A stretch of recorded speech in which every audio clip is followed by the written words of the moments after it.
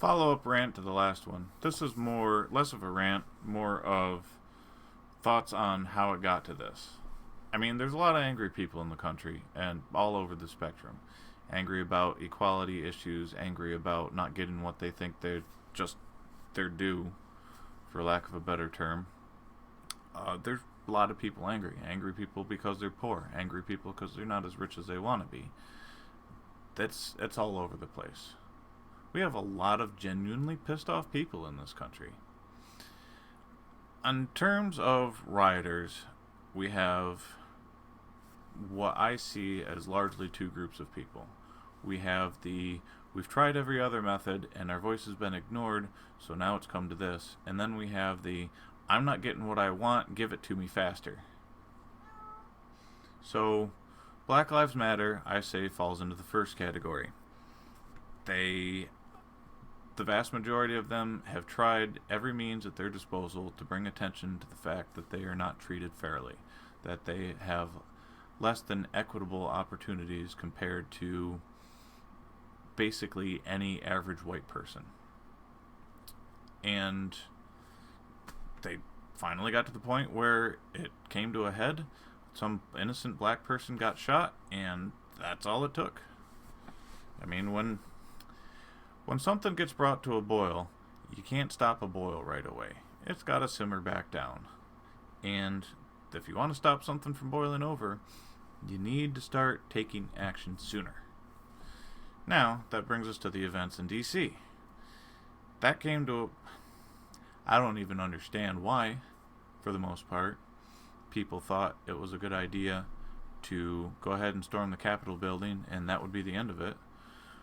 But I do think I understand how. And by how, I don't mean they got in their jacked up F-150s with their Confederate flags and drove to D.C. By how, I mean what kind of mind conceives this as a good idea.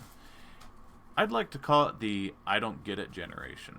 See, when I went to school, elementary school, middle school, high school, there was always a large group in my class, at least half, that realized that if they just said, I don't get it, as soon as they were presented with a problem they didn't want to think about, someone would come in and answer it for them. Whether it was a student, or more often than not, a teacher that was threatened with something negative for not passing this kid.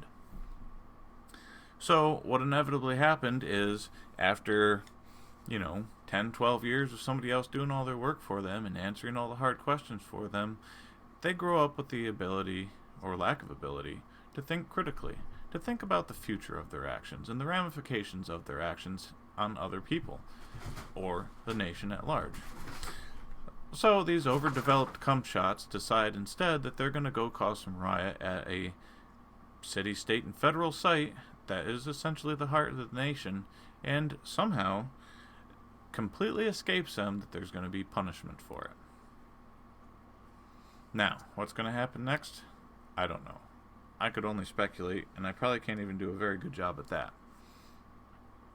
But what I do know is that the rest of us who have been trying more or less in peaceful means to work with other people, other maligned or slighted groups, to get them equal treatment, are going to have to work twice or three times as hard to be taken seriously from now on. And these idiots may have just screwed over the entire nation in terms of trying to get some kind of equality, because it's going to be so easy to brand somebody now with that image. You're with a group of people that wants this, oh, you're just going to riot. You're a rioter. You were a rioter. You were an insurrectionist. Oh,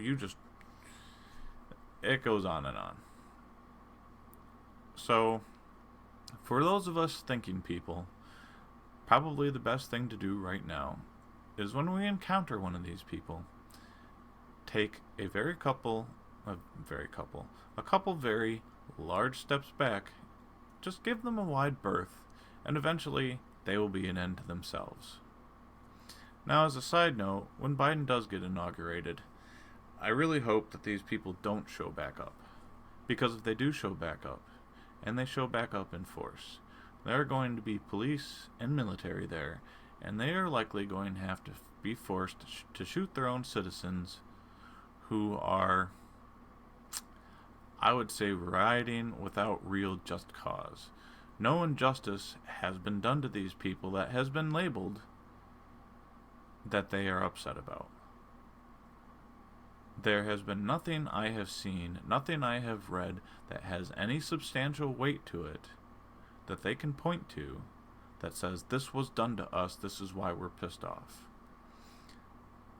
Best as I can determine, they're pissed off because they were promised everything on a golden platter and just now realized that they're probably not going to get it. Well, sorry, you bunch of 5-year-olds. You better go back and clean your room.